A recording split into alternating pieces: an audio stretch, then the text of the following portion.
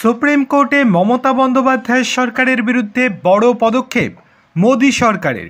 রাজ্যের দরিদ্র, অসহায় এবং শারীরিকভাবে অক্ষম মানুষের জন্য চালু হওয়া দুয়ারে রেশন প্রকল্প কি বন্ধ হতে চলেছে? 100 দিনের কাজ হোক বা আবাস যোজনা, কেন্দ্র রাজ্য সংঘাতের আবহে এবার গরিব মানুষের ঘরে ঘরে খাবার পৌঁছে দেওয়া নিয়ে নতুন করে চাপে পড়ল পশ্চিমবঙ্গ সরকার। জাতীয় খাদ্য সুরক্ষা আইনের দোহাই দিয়ে দুয়ারে রেশন প্রকল্প বন্ধ করার লক্ষ্যে সুপ্রিম কোর্টে মামলা করল কেন্দ্র। আগামী বুধবার মামলাটির শুনানি হবে সুপ্রিম কোর্টে। জাতীয় প্রকল্পে রাজ্য কোনোভাবেই নিজেদের নিয়ম চালাতে পারে না, পরিষ্কার দাবি করল কেন্দ্র।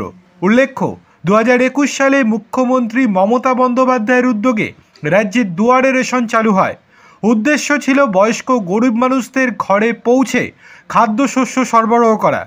দেশ জুড়ে পশ্চিমবঙ্গই একমাত্র রাজ্য যেখানে সকলেই বিনামূল্যে রেশন পান এবং বহু ক্ষেত্রে সেই রেশন পৌঁছে যায় বাড়ির দরজায়। কিন্তু কেন্দ্রের দাবি এই পদ্ধতি আইনসম্মত নয় এবং জাতীয় প্রকল্পে রাজ্য কোনোভাবেই নিজেদের নিয়ম চালাতে পারে না, কেননা পশ্চিমবঙ্গ ভারতের বাইরে নয়, ভারতের অধীনেই একটি রাজ্য। গত 2 বছর ধরে প্রকল্প বজায় রাখতে নানা অসুবিধার মুখে পড়েছেন রেশন ডিলাররা। All India fair price shop dealers ফেডারেশনের সাধারণ সম্পাদক বিশ্বম্বর বসুর কথায়, দোকান থেকে বাড়ি পর্যন্ত খাদ্যশস্য পৌঁছে দিতে গিয়ে নষ্ট হয় চাল গম, তার ক্ষতিপূরণ কখনো দেয়নি কেন্দ্র। অতিরিক্ত খাদ্যশস্য বা আর্থিক সহায়তা না পাওয়ায় ক্ষতির মুখে পড়তে হয়েছে ডিলারদেরকেও। তবুও মানবিকতার খাতিরে তারা পরিষেবা বজায় রেখেছেন বলে জানান। 2022 সালে রেশন ডিলারদের এক মামলা কলকাতা হাইকোর্টে হেরে সুপ্রিম কোর্টে গিয়েছিল রাজ্য।